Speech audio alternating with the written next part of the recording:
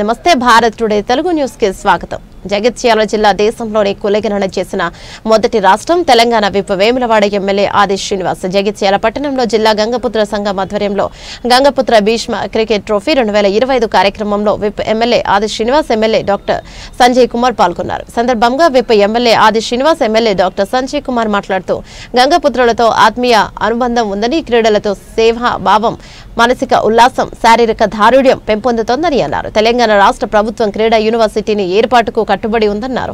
BC కులగణనకు అత్యంత ప్రాధాన్యత ఇచ్చిన నాయకుడు ముఖ్యమంత్రి రేవంత్ రెడ్డి శాసనసభలో బిల్లు ప్రవేశపెట్టడం మద్దతు తెలపడం అదృష్టమన్నారు. విప్ రాష్ట్రంలో 17 కులాలకు కార్పొరేషన్ ఏర్పాటు చేశామన్నారు. దేశంలోనే కులగణన చేసిన మొదటి రాష్ట్రం తెలంగాణ. 56% బీసీ లెక్క తేలిందన్నారు.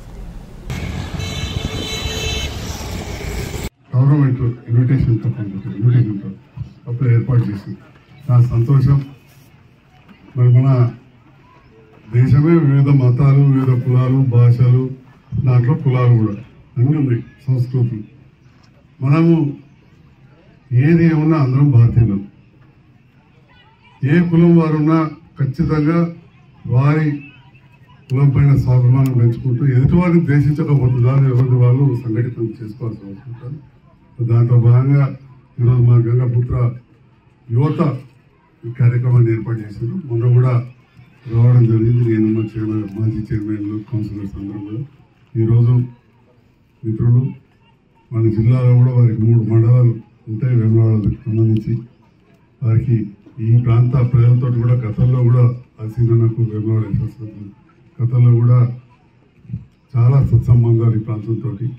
మొన్న ఇప్పుడు చెప్తున్న వారి అమ్మగారు కూడా మన జగిత్యాల జాబితాపూర్ చిన్నప్పుడు అక్కడికి వస్తుంటామని చెప్పి, అది వారి నాడు కార్యక్రమం చిన్నది పెద్దదని కాదు, దాని ప్రాముఖ్యతను బట్టి ఉంటుంది.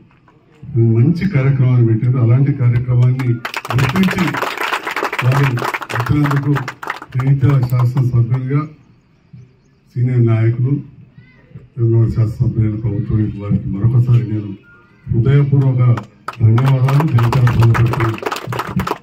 స్వాగతం తెలియజేస్తూ వారి ప్రసంగించవలసిన క్రికెట్ పోటీలను ఏర్పడేసినందుకు ఈ జగిత్యాల జిల్లాకు సంబంధించినటువంటి గంగపుత్ర సంఘానికి సంబంధించిన ప్రజలందరూ కూడా పేరుని ధన్యవాదాలు తెలియజేస్తూ, భవిష్యత్తులో కూడా మీ గ్రామాలలో ఈ ప్రభుత్వం చేపట్టేటువంటి కార్యక్రమాలు అమలు దిశలో నిజమైన లబ్ధిదారులకు ఆ పథకాలు చేరే విధంగా మేము సహకారం కూడా అందించాలని, మనము బీసీలకు సంబంధించినటువంటి జనాభా లెక్కలు కూడా దేశవ్యాప్తంగా రాహుల్ గాంధీ గారు పాదయాత్ర చేసినప్పుడు అసమానతను తొలగాలి, ఇంకా వివక్ష కొనసాగుతున్నది పోవాలని చెప్పంటే కులగణన అనేది తప్పనిసరిగా అవసరం.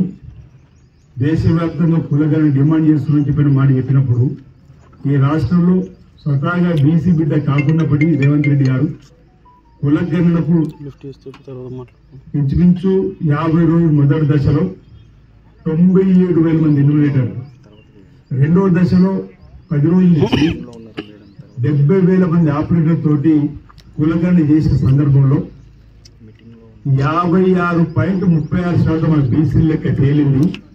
ఇప్పటివరకు ఎప్పుడు కూడా లెక్క పక్కన లేని సందర్భం. ఆ 56.36% తేలిన తర్వాత గతంలో సుప్రీంకోర్టులు కానీ ఇతరత్ర ఆయా రాష్ట్రాల్లో ఉన్నటువంటి కులాల వారీగా ఏకబద్ధత ఉంటే రిజర్వేషన్ ప్రక్రియను మీరు సరి చేసుకోవడానికి అవకాశం ఉంటుందని దృష్టిలో పెట్టుకోండి. గతంలో 73-74 రాజ్యాంగ సవరణ ప్రకారం 34% ఎంపీటీసీలకు, జెడ్పీటీసీలకు, కార్పొరేషన్లకు, మున్సిపల్లకు కూడా అవకాశం ఉన్న సందర్భంలో గత ప్రభుత్వం 22కి వచ్చిన సందర్భం, 23కి వచ్చిన సందర్భంలో కామారెడ్డి డిక్లరేషన్ కూడా బీసీలకు 42% రిజర్వేషన్ ఇస్తామని చెప్పినటువంటి మాట కట్టుబడి ఈరోజు రాజకీయ రిజర్వేషన్తో పాటు మరో అడుగు మంది ప్రభుత్వం ముందుకేసి విద్య ఉద్యోగాల్లో కూడా 40% ఇవ్వాలని చెప్పని అసెంబ్లీలో తీర్మానం ప్రవేశపెట్టింది. ఈరోజు ఆ బిల్లును ఆమోదింప చేసుకున్న సందర్భంలో భవిష్యత్తులో ఈ రోజు మనకు ఈ తరం ఉన్నప్పుడు మనకు దాని యొక్క లబ్ధి కనిపించకపోవచ్చు. భవిష్యత్ తరాల్లో చాలా మంది బీసీలో ఉన్నటువంటి పేద పిల్లలకు ఉన్నతమైన చదువులు చదువుకోవడానికి, ఉన్నతమైన ఉద్యోగాలు రావడానికి చక్కటి మెరుగైన అవకాశాలు వచ్చేటువంటి కార్యక్రమం కూడా బలహీనలకు సంబంధించినటువంటి వారికి ఈరోజు ఈ ప్రభుత్వం రేవంత్ రెడ్డి గారు సర్కార్ బీసీ సంక్షేమ పునఃప్రవేశ బిల్లు ప్రవేశపెట్టడం దాన్ని బలపరిచే అవకాశం సాటి బీసీ బిడ్డ నాకు అవకాశం రావడం ఇది ఈ జన్మలో నేను కూడా మర్చిపోలేని అంశాలు కూడా చెప్పడం జరిగింది. ఈ విధంగా బీసీగా పక్షపాతిగా కూడా ఇంచుమించు 17 కులాలకు కూడా కార్పొరేషన్ ఏర్పడేసి నిధులు కూడా వెచ్చించి ఆయా కులాల వారిని ఉపాధి పరంగా కూడా ముందుకు తీసుకుపోయే విధంగా మరి వాళ్ళందరికీ చేతులు విధంగా కూడా కార్పొరేషన్ ఏర్పడడం జరిగింది.